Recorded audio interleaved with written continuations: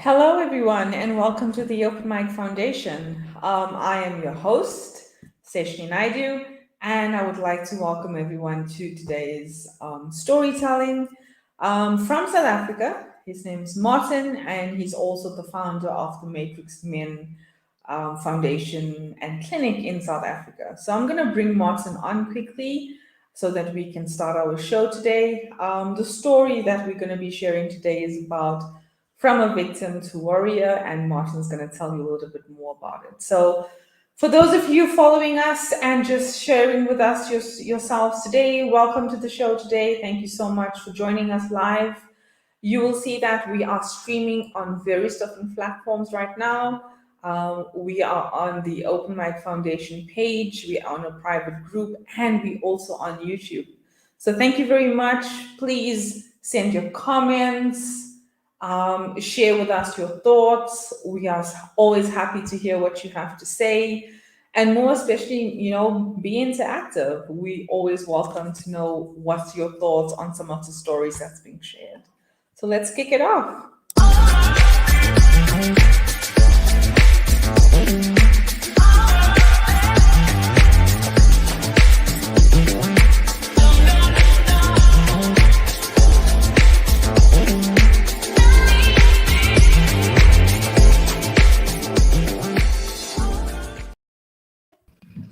And welcome, Martin. Hey, hi, Seshni. How are you? I'm well. How are you doing, Martin? Very well, thank you. And thanks for the opportunity. Really appreciate it. And let's hope we can reach out and touch some lives. Yeah, thank you so much for taking the time on a Sunday afternoon in South Africa and just coming on and sharing with us, your story. Martin, I recently got into contact with Martin, and I hearing people and the foundations and businesses, and these are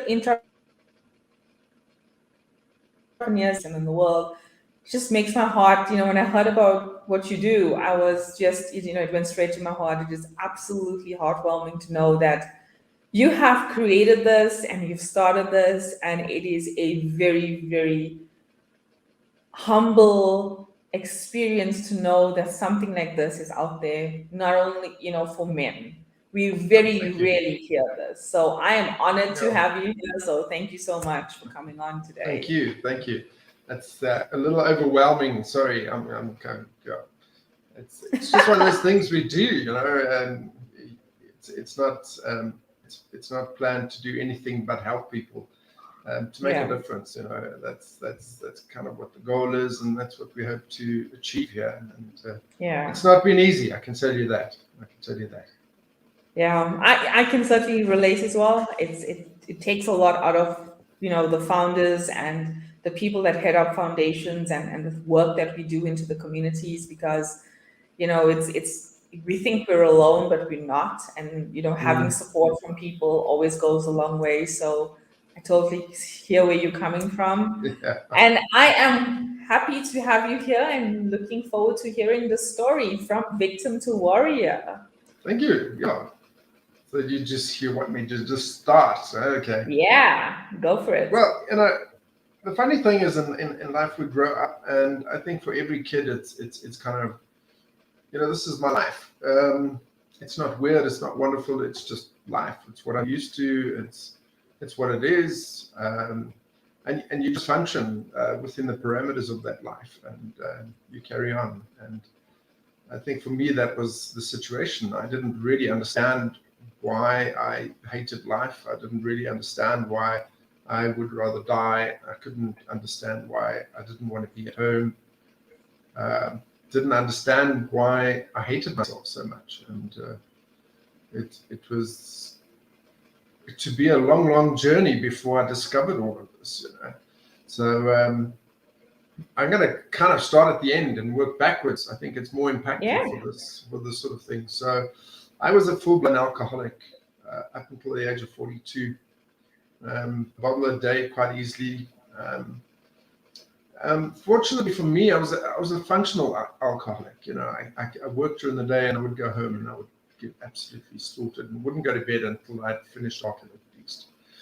And pass out, wake up, do the same again tomorrow. And there was an overriding thought every morning when I woke up. It was kind of, oh man, I'm still here. Well, didn't die in my sleep, sort of thing. And I stopped at 42, and according to society, they told me that, wow, your whole life is going to change. You're going to be like a different person. And I was now waiting for this different person to emerge.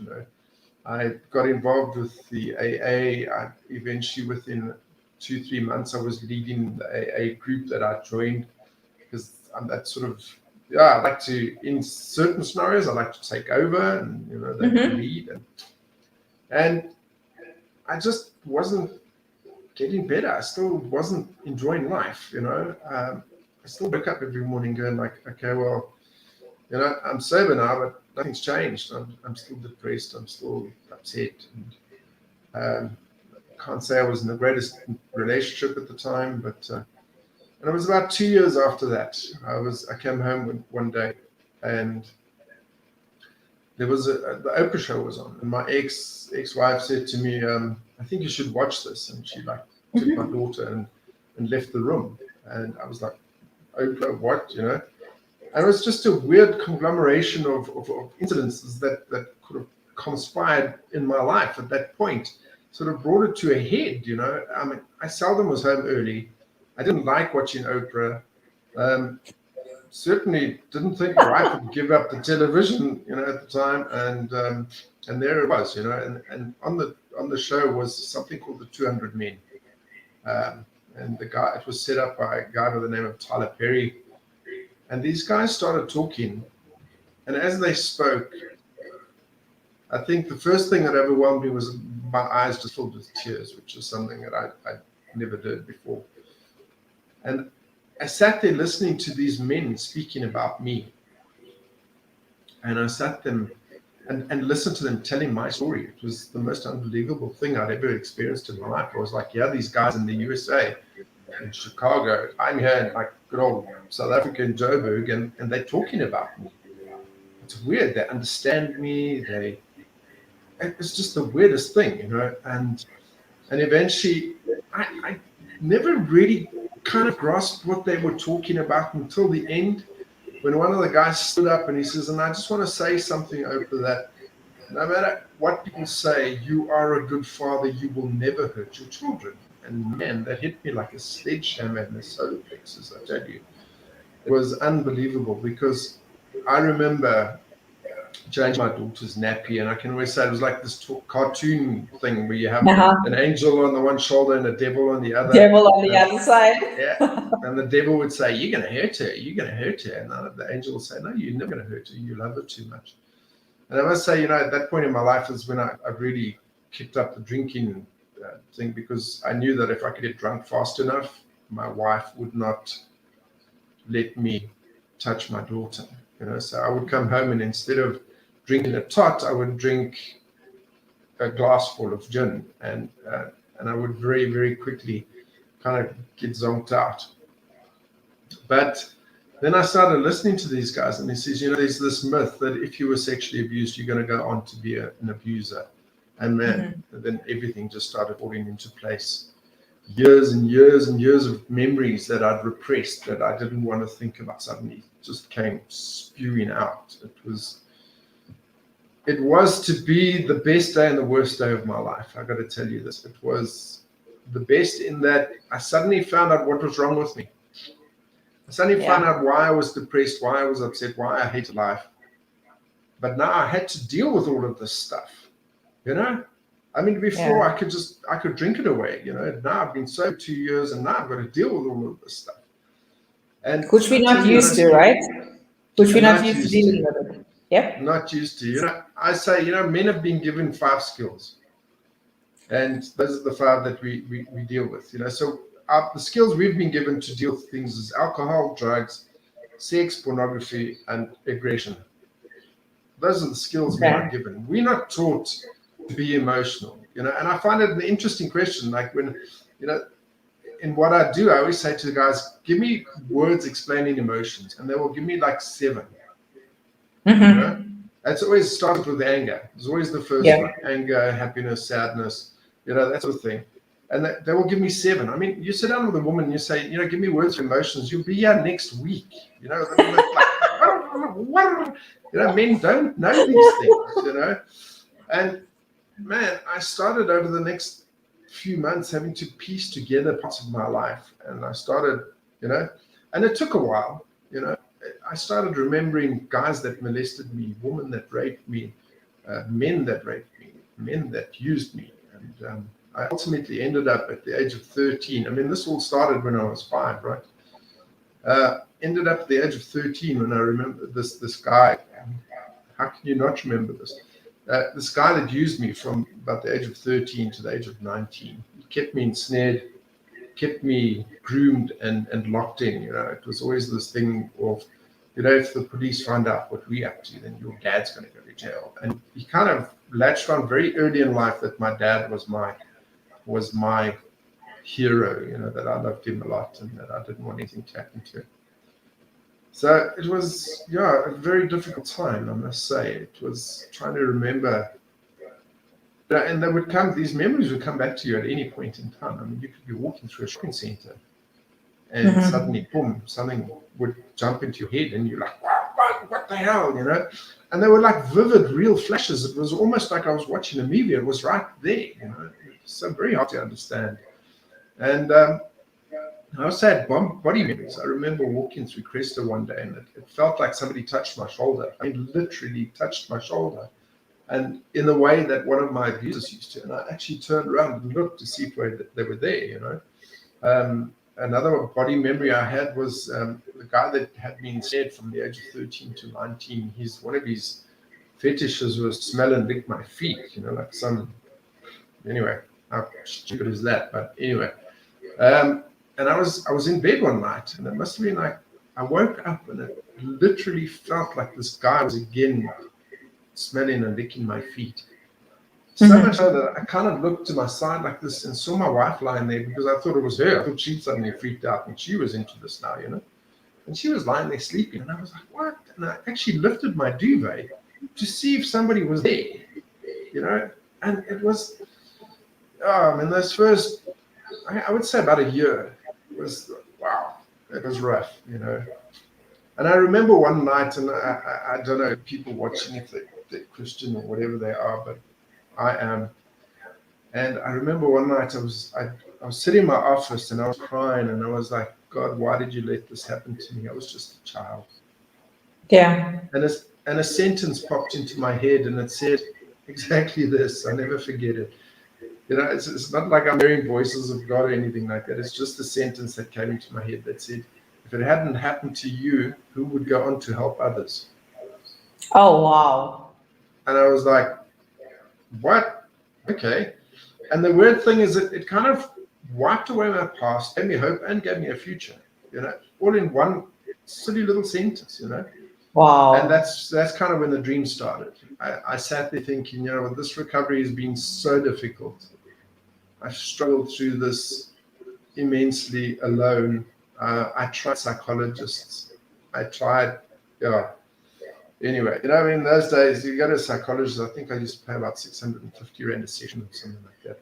Yeah. I mean, we're talking back 10, 11, 12 years ago now. And you get to a point where you tell your story, you're talking to and you're building a rapport. You want to know if you can relate to this person.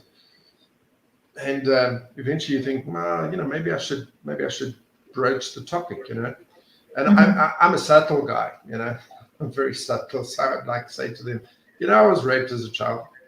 And I'll tell you something, if they just like flinched or moved in their chair or anything like that, bam, trust broken, out of there, next one, 3-4 sessions, try it again. And it was weird to me that psychologists, well, the ones that I'd seen, just didn't want to hear that. It was like they didn't want to deal with it. So do you not think it was because it is not a common thing to have experienced or with another client or something, and they were not experienced to have helped you in that regard? Yeah, I think so. But that shouldn't excuse you as a professional, somebody who's Absolutely. trained. Absolutely. To me, And the weird thing is, it took a lay counselor. Eventually, I ended up with this thing called the Sophia Town Counseling Services or something like that. And I booked sessions with them. I remember we were only allowed to have 6 sessions. And it cost me like 50 rand a session. I mean, what a difference, 650 to 50, you know. And I met this old chap there, and his name is Ken. And I sat there and I spoke to him the first night, and the second night, and the third night, and the fourth night. And I was so petrified to say anything to him. Eventually, on the 5th evening, I think, I said to him, I just want to tell you something. And it's like, I was raped as a child. And he looked me square in the eyes. And he said to me, I'm so sorry. Do you want to tell me more? Oh, forgive me, I'm tearing up now. Yeah. That's okay. He said, do you want to tell me more? That was the first time in my life, 45 years of living, that somebody actually wanted to listen to me and believe me, And Ken subsequently went off, and I ended up doing like 15 sessions with him. He actually got permission. He said, man, this guy's two-way gone. He needs me.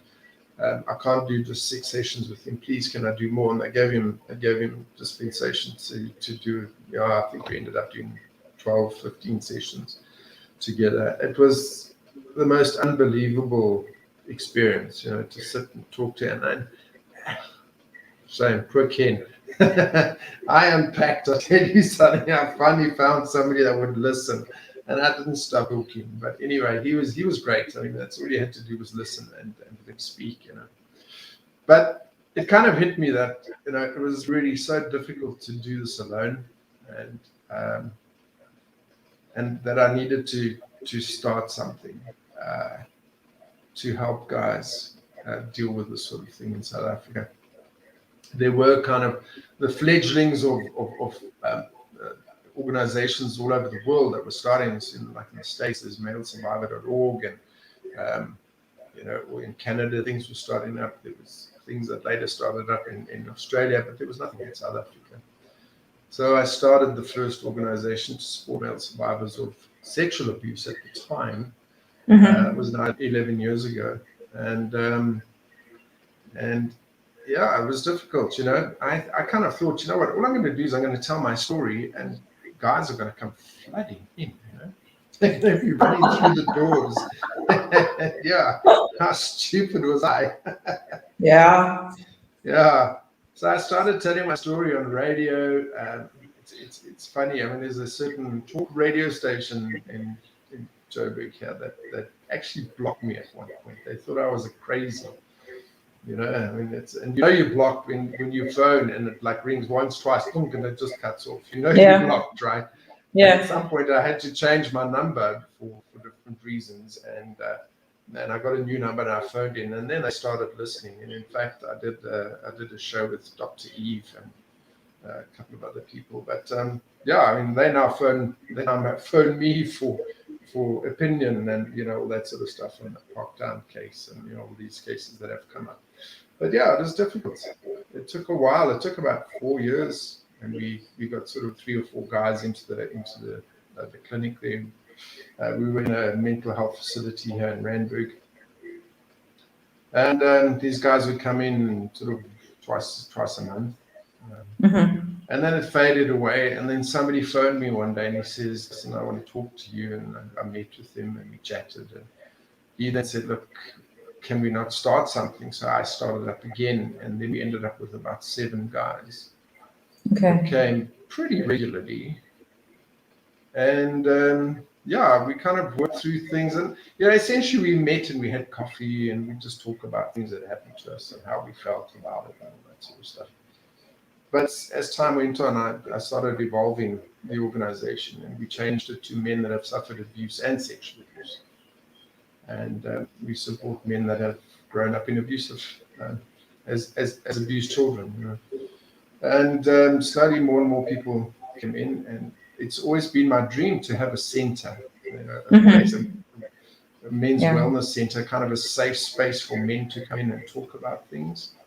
And that came to fruition last June, when a company whom I may not promote or advertise, unfortunately, I don't know why, gave us a donation, and we paid 6 months worth of rent up front, and we got a center here in Randburg. And it's a beautiful center, but we now reached the next phase where the 6 months is over, and we're now trying to keep the center going. So, and there's not a lot of help out there for men. So when you start talking to people about donating to a men's wellness center, they're like, "What for?" Men have got everything. Men are empowered. Patriarchy. You're like, no. But it's been a very interesting journey, I got to tell you. Okay.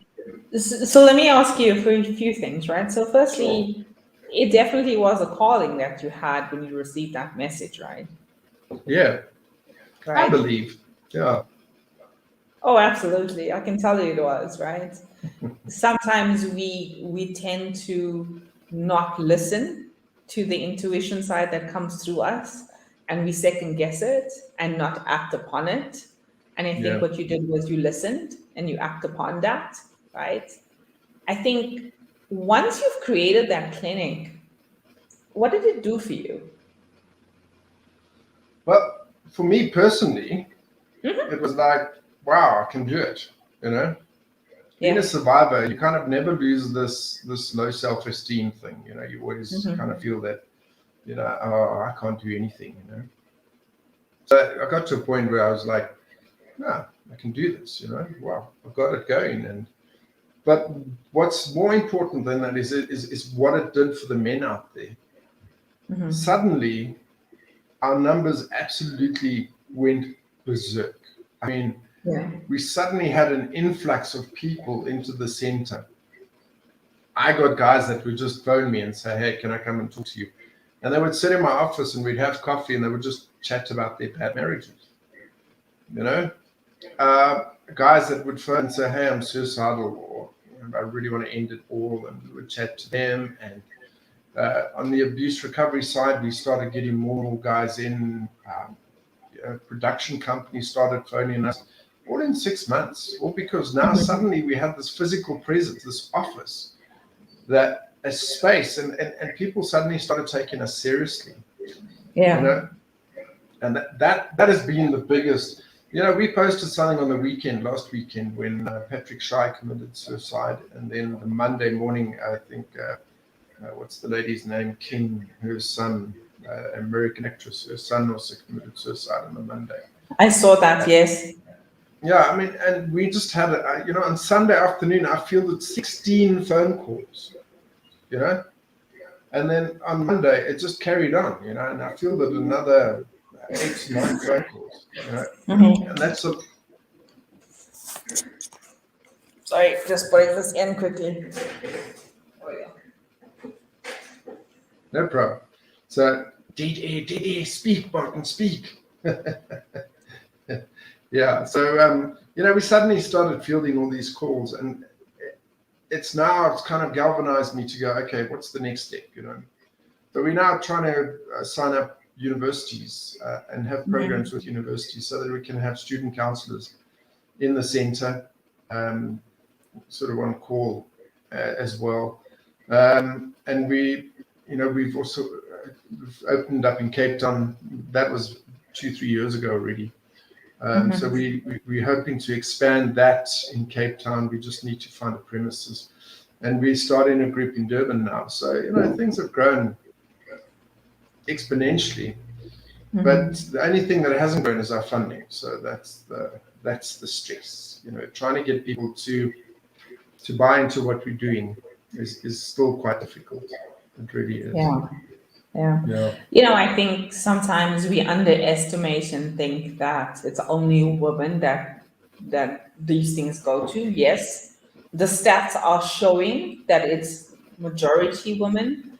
I think the reason the stats are so off balance is because men is not vocal or expressing what is happening to them, right? Yeah, depends what stats you're looking at. If you're looking at sexual abuse, there's 2 studies that show us that, in fact, boys are more at risk than girls are in South Africa. Yeah. So there's the 13,915 reasons for equity in health, and it was published in 2008. that says 44% of all boys were sexually abused by the age of 18. Yeah. All right. Then we have the Optimus study that was published by UCT in 2016. That said, I must get my numbers right here, otherwise I get into trouble, right? 36.2% of all boys were sexually abused by age 16. 33, no, wrong. See, I'm going to get into trouble. 36.8% of all boys had suffered sexual abuse by the age of 16. 33.2% of all girls had suffered sexual abuse by the age of 16, sorry. So there's two studies that already show that, in fact, when it comes to sexual abuse, boys are more at risk. And I keep saying, I did a talk at a trafficking conference where I keep saying, well, if that's the case, and we've got the research that tells us this, where are the support centers for boys? Yeah. You know? Because that would be your next question, right? So the stats Yeah. are showing this. We have factual information that's been given. What are we doing about that to help the boys that needs the help? Because clearly the stats are showing that. So how do we support? No, exactly. And this is the thing, you know, and what I say, but then what happens in society today is when a boy is abused as a child and he grows up dysfunctional and he drinks too much and he uses aggression and anger as his only outlet, then we all start talking about, well, you know, men are trash and, you know, all that sort of stuff. So, you know, there's no help for these boys, but when they become dysfunctional adults, then we all like, in jail, all the abusers should be in jail. So that's kind of galvanized us into a program where we now run, we started up anger management programs. And I mean, so far the results have been unbelievable.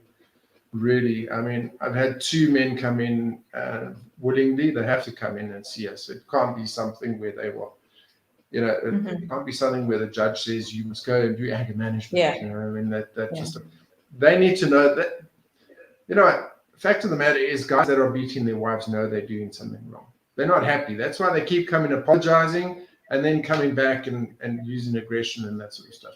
They don't want to do it. You know, I've never met a kid who's, and when I say, what do you want to be when you grow up? And they go like, well, you know, really, I want to beat my wife. You know, that's kind of my goal in life, you know. No, I've never met a kid like that. So we're not born monsters, we turned into monsters. And if you hear some of the stories I've heard, then wow, you know, I understand why some people, I actually question why more people aren't monsters, you know.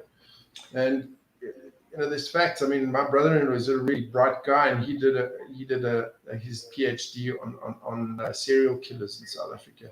Interviewed 13 serial killers. Well, he published his findings on 13 serial killers, but he actually interviewed more. And I phoned him and I said, you know, what is the situation with serial killers? You know, are they all victims of abuse or what's the case? And he said, that's a stupid question, Martin. And I was like, what do you mean stupid question? He says, of course they are. Every single one of them was abused as a child. And I'm going like, well, you know, there's something there, you know, and we need to start looking at things and going, why our prisons are filled with men, our streets are filled with homeless men, hobo men, addicted men, alcoholic men, you know, the numbers are there, they show us. So what's wrong with these men, you know? And if we don't start mending these guys, we're not going to make any changes, you know.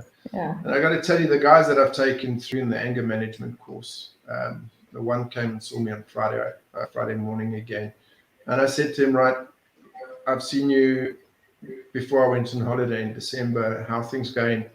And he says, well, they're very difficult, we're having a tough time. I said, well, you know what question I'm asking? Have you beat your wife? And he goes, I haven't touched her. He says, the tools you've given me, I kind of look at her and I just go, I need a break, and I turn around and I walk away and I go for a walk in the complex and then I come back.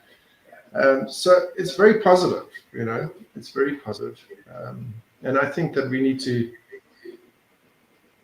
you know, in an ideal world, we get to the children before they become abusive men. We need more spaces for little boys to go in and get healing. We need more spaces for little boys to go in and get counseling and support. We need more men speaking out and saying, hey, this is what I went through, you know, and giving these boys an alternative, you know. kind of me growing up, I had my choices with drugs, and thank God I didn't get into the drugs. I mean, I just didn't like them. I think the first time I snorted cocaine, and it gave me an itchy nose, and I just sneezed, and nothing happened. So I was very lucky in terms of that. But alcohol, man, the first time I had a shot of whiskey at 13, it was like, this is my new girlfriend, And I Yeah. loved it. But I tried marijuana. That didn't work for me. I just fell asleep and then puked all over the place. So, I'm very lucky in a sense, But I've got a lot of guys that are into cat and tip and heroin and cocaine and things like that. And it's very difficult. And I thank God that it's not me. Yeah. Yeah. So I must admit, I have been privy to, I won't say privy to, but I was on the other side of that fist. So I know what it's like to be the punching bag, right? For So many, sorry. many years.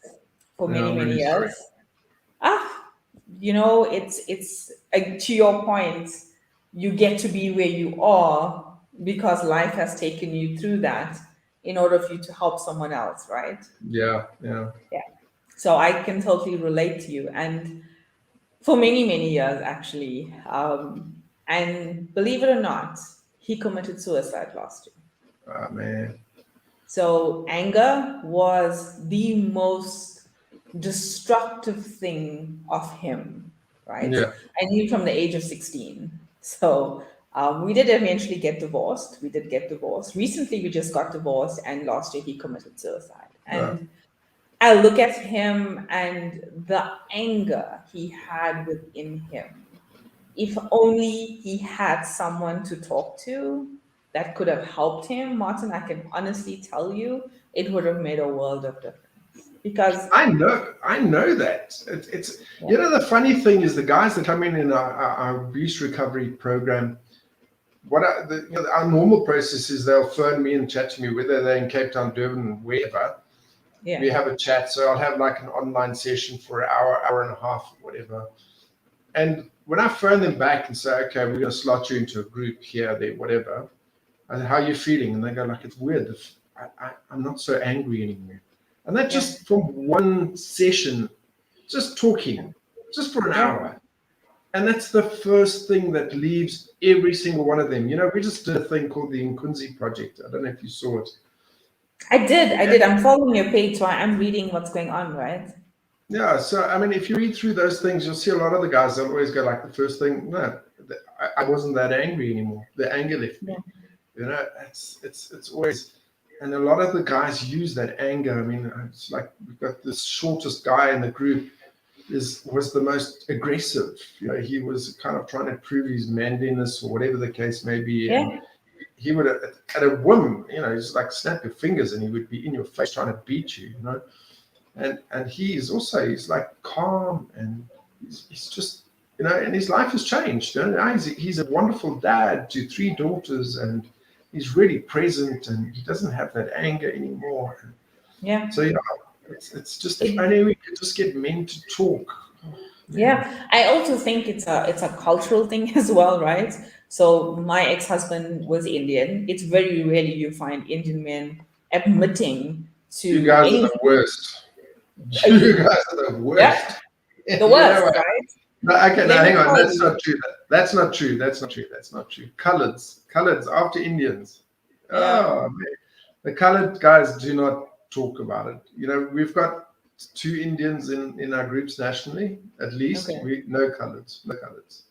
Yeah. Yeah. And let me So tell you, I mean, for him as well just to admit to it, to say that you do have an anger problem, he's never done it before. He never understood what we were seeing, leave alone what we were feeling, but what we were seeing. yeah. It ended up into road rage, right? It Yes. ended, Yeah. it ended up into so much of things that was spilling over, not realizing how the anger was controlling and making you someone that you're not, right? Yeah. And it's sad for me because even Indian women as well, trust me, I define all odds in my culture, right? All Yeah. odds, right? Yeah. They don't talk about abuse. They don't talk about depression. They don't talk about divorce is like none in void in the Indian community, right? Yeah. Man. And they're not willing to share what's truly going on with themselves because they are so afraid of what society or the family would think of Yeah. them, Mm. right? And it's so sad, you know. I mean, I met Yeah. somebody. I was trying to think of who it was. Oh, yeah.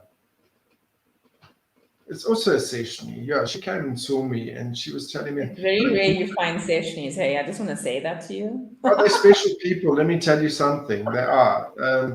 She came and saw me, and she's a counselor and grief counselor and all that sort of stuff. And she was telling me her story, and I was like, "Man, that's heartbreaking." I was like, her daughter committed suicide. Yeah. How, man? I'm just like, why? You know, I mean, it's Hmm. so sad why we don't talk about things. And Yeah. you know, these are things that I encourage my, you know, whenever I do a talk, it's just like talk to your children, you know, talk Yeah. to your children about everything. Talk to your children about sex. And then they go, I can't Yeah. do that. I'm like, why do you do that? Somebody else is going to, you know, the They intent is actually a know little more than different. you think, right? They actually know more than what you know. They just don't Exactly. know it Yeah. all. Yeah. You know, we quick to give our children one of these things, right? Yeah. Okay, and that you have access. I mean, I've seen kids like 9, 10 running around with smartphones, and you have access to everything, Yeah. right? And pretty soon they'll find their way around blockers and all that sort of stuff. And you're not going to talk to them about it. You're going to get them find out about sex on Google. I can pretty much guarantee you that it's going to be pretty messed up. Yeah. Yeah, Definitely, for sure. So terrible. yeah, I mean, listen, there's some really great work that you're doing. I think, you know what, Martin, I'm definitely gonna share some of your links, you know, on the chat for people to contact you. Sponsorship is very, very hard to get. I mean, Uh, with the foundation that I am sharing as well, it is, you know, to share one's truth and authenticity and people's stories. People don't understand what storytelling does to humanity and how echoing stories, how it helps in terms of healing, how it helps to make sure that you're not alone. There's so many people out there that goes yeah, through the same situation. Maybe it responds differently, but definitely has similarities in terms of what you're doing. So absolutely. people don't know how stories actually shape the culture, how stories actually shape change in countries, in societies, in so many different things. And to share that with people is hard to bring sponsorship. So I do feel so if there's anything that I can do to help the Matrix, I mean, we are doing storytelling now at and Kids Trauma House in Pretoria North, right? So, what Yeah. are we planning? It's a community project that we've taken on. These have been trauma kids taken away from their parents by the Mm, court, by the yeah. court, right? So, Yeah. what we're going to be doing there is two things. You know, for the little kids, is basically storytelling. So, reading stories, influencing them what stories can do to them in their lives. And the Yeah. older kids, the teenage kids, I'm teaching them how to self express through journaling. Yeah. What a powerful tool. Wow. Yeah. I can Why? tell you. Because we need to remember something, Martin, right? Not everybody can speak their truth, Yeah. right? You and Mm, I, we've been down that road. We can come on mm, live right now and we can share our truth. Why? easily. We've Yeah. been there. Mm, It's easier, not easier, but we able to go through those emotions as time went on. Not a lot yeah. of people are comfortable enough to do. The best alternative that I could offer to the community is to teach them what journaling can do from a self-expression. Yes. Yeah. You know, I can tell you something. There's two things I want to get just to go back to storytelling and how important storytelling is. We have a phrase here at MartixMen. It's like, I tell my story because it gives other men permission to heal. Yeah, And that's so true because once that's why I came into healing. That's why I started working on my stuff because I had the 200 other men telling their stories. And yeah, that gave me permission. I was like, oh, cool. Well, I'm not the only one. You know, there's like yeah, 200 ranks in America at least, you know. But also the journaling. I can see in the group, one of the first things we tell the guys is, you know, we give them a manual. So they come and they get a manual like this, which is a program that Okay. we work in, abuse recovery program. They're supposed to Yeah. write comments, and and I want to see them. It was like well used. I want them scribbled and whatever and notes, and then I say to them, but you get yourself a journal. Yeah. And the guys that journal are the guys that really move ahead. The guys Yeah. that write are the ones that are really just healing in leaps and bounds. And you can see the difference from when they started the groups to whatever point they're at. You can see there's a huge difference there. And so Good. powerful, powerful tools. Yeah, I mean, I commend you for what you're doing there. Really do. Yeah. And these kids, hey, it's just trauma. Martin, I listen to you. If I hear these kids, and I went to the house the other day and saw them, and it's like, wow, yeah. And I'm not a a counselor of trauma. I've experienced trauma. However, for me to help them in a way as to how they can express themselves and into be able to live and to see it onto something is something that I can do and give for them. So we're Mm. rolling this out now in March to the kids. They're various ages from about 6 years old till 22. Wow. There's 80 kids at this home. 80. you know 80 Yeah. living in one home that this mom took her own home, Yeah. converted it into a safety house, right? A safety house to bring in trauma kids so that Wow. she What an can angel. teach them. Yeah, so that she could teach them what it's like to be loved and know that you're not alone. Wow. What an So angel, I tell you, it's she so is. powerful, hey? Wow. She is. And she has, they call them mothers. So she has 10 mothers that live on the property and they are grouped into these groups. And there's various people that help them. So with storytelling and journaling, hopefully journaling can help them. Really, Mm. really bright, intelligent children. So as much as we think, the men, the women that goes through it, we don't realize that the children that we have today, right now, are also having those trauma and the pain that they're going through. Yeah. You know what? I mean, somebody phoned me the other day and they were like, my my child stays on a property. I can't mention where, but they kind of rent a cottage off this. It's a plot. Mhm. And it turns out that the guy that owns the plot is actually abusing their son. You know, and he just like, and the parents phone me. They're like, we don't know what to do. I'm going like, you come and see me. I'll tell you what to do. So and I've heard horrendous stories. Yeah. I mean, I currently counsel like people in Australia and America, the UK and Mhm. the Caribbean, that sort of stuff. And I've heard over the 10, 11 years now some of the most horrific stories, and you kind of started losing hope in humanity. You kind of think, how Yeah. perfect are they? But the Yeah. other side of the coin is I get to meet some pretty incredible people, like Yep. yourself. I mean, there's guys out there doing incredible work, like this mother Yeah. that's taken in 80 kids and helping Yeah. them. So there's a lot of good out there, but yeah, And it's it's about bringing that good to light, right? I yes, mean, yes. currently, right now, we touch about 30 countries around the world in the sense that we bring stories to share. And one of the things is that no matter where you live in the world, we are no different. We are all going to the same thing. We may be experiencing it in a different way, but we are Mm. definitely are no different from each other. Can I And can I yeah, can I go for tell you it. a story? Sorry, I don't know how much time we have here. So when I first started, right, I kind of went through. No, it actually was sort of 3 years after I got divorced in 2013, and I'd moved into a little flat. Um, and like the weird thing is, it's only once I was divorced that I realized that I was actually a victim in a gender-based violence relationship. Believe it or not, it's that's another area where men just don't talk about things like that. Oh yeah. So I married because I was a very broken person, I married a very broken person, because we kind of, that's your like, that's what you're used to. That's your norm. So you're kind of attracted to each other. Anyway, so I moved into this little flat, and I was doing my work for Matrix, but I was also running my business. And one day this guy phones me from Soweto, and he says, "No, can he come and talk to me?" So I was like, "Yeah, come." So he came from Soweto all the way to Joburg, all the way out to Northcliffe, and then I met him at a spot, and I took him to my flat. I can imagine how scared this guy must have been.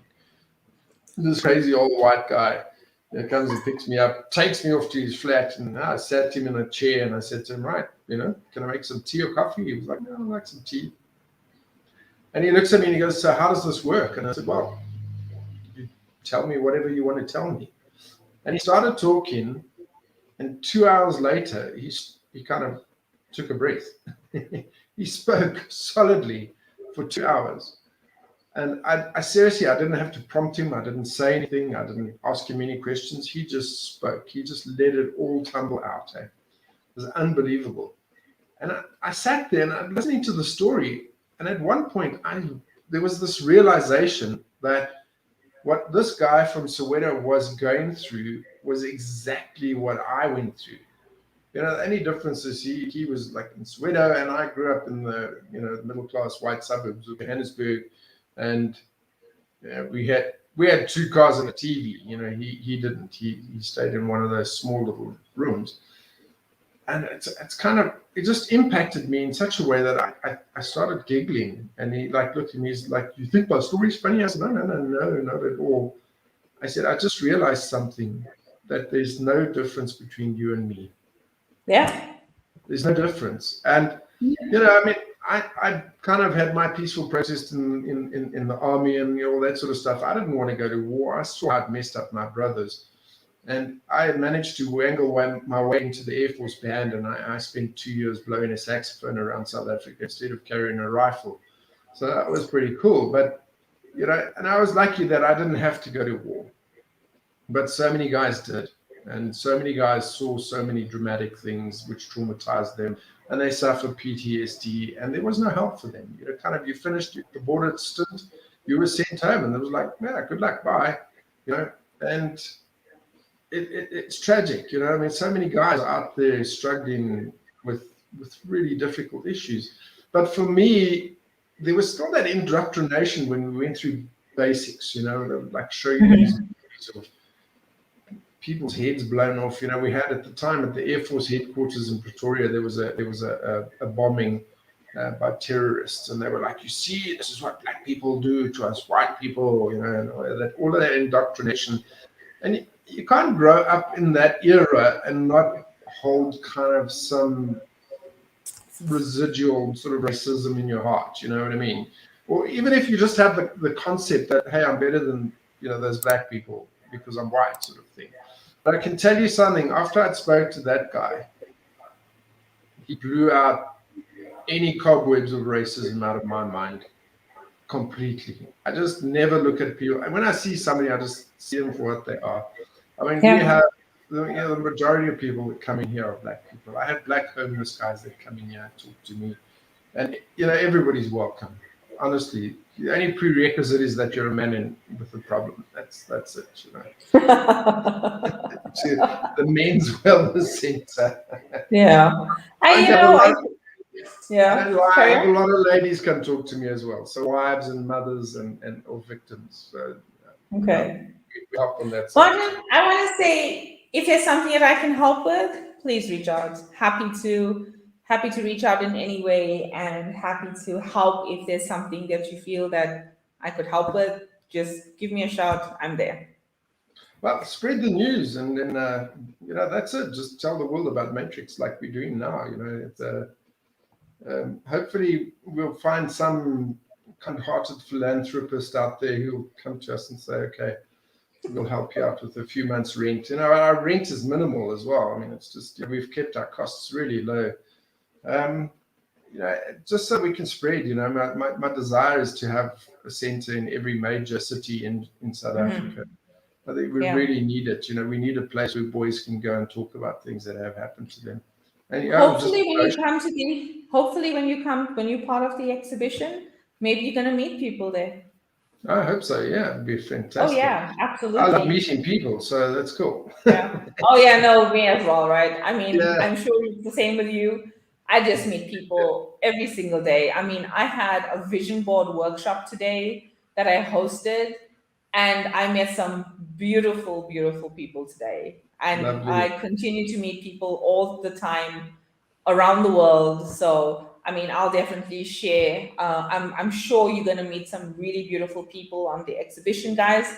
The Resurrection exhibition is on the 2nd of April, and Martin is going to be one of the storytellers there, partnering up with an artist, and he's going to be there to express his truth, and we'll kind of see what this artist is going to express through your story. It's going to be so, to see, I must admit, when you see an art piece that represents your story, it is the most rewarding feeling knowing that, Mm, oh wow, yeah, that's yeah. that's part of me.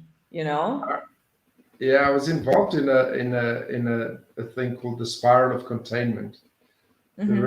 We went on to be very, very good friends in a yeah, that's one thing about getting old is your brain goes, you forget names. Anyway, by the time the exhibition comes, I'll have lost the creepy grandpa or Santa look. But that aside, I was in this young lady phoned me and she said, I want to tell you a story in pictures. So I Hmm. said, oh, all right, fine. And it ended up me with the creepy Santa thing in a Yeah. onesie in a cot. Okay. All right. And Oh. she took pictures of me because we were just talking and said, well, tell me about your childhood. And I said, it was kind of the one thing I was afraid of was people coming into my room at night when I was a kid. It was like, because what were they coming in there for? And she kind of developed this whole picture.